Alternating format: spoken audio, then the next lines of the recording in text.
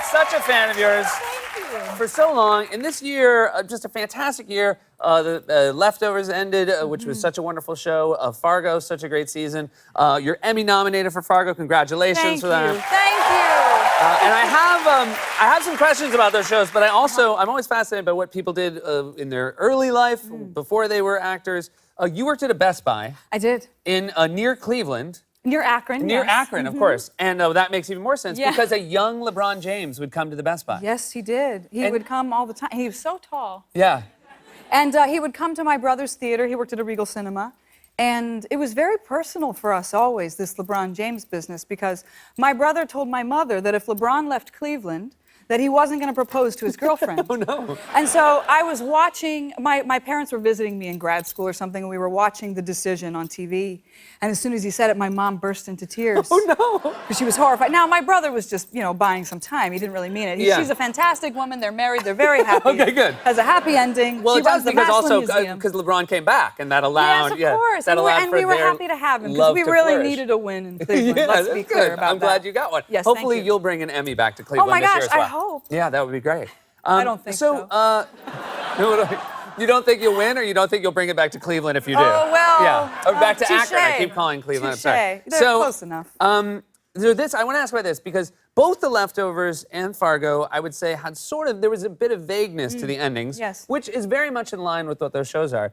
But you have not, in interviews, you have not gone out of your way to try to explain to audiences what you think as an actress happened. Was that a choice you made? Absolutely, because who cares what I think? And I say that because, what's important is not the experience that I have, it's the experience that you have.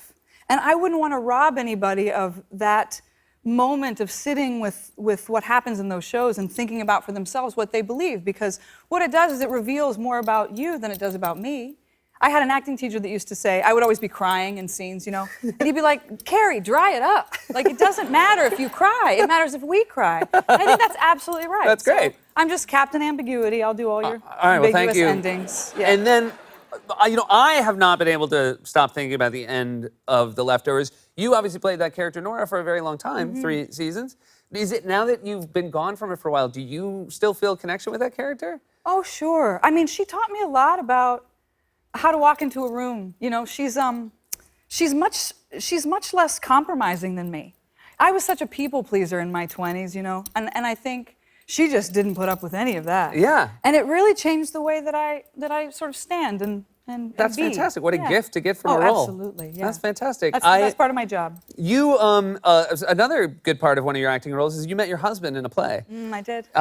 Tracy Letts, fantastic actor and Yeah, writer. he's pretty great. And you met him, though you met him on a production of Who's Afraid of Virginia Woolf, which is not where you think, like, marriage is great. No, it's not usually an endorsement of marriage. Yeah. But in fact, I think our production was so successful because, Pam McKinnon, our director, and then Tracy and Amy, who were playing George and Martha, they approached it as a love story. And I remember talking about it. They said it's a love story. And Tracy would always say, wouldn't you want your partner to fight for you that hard?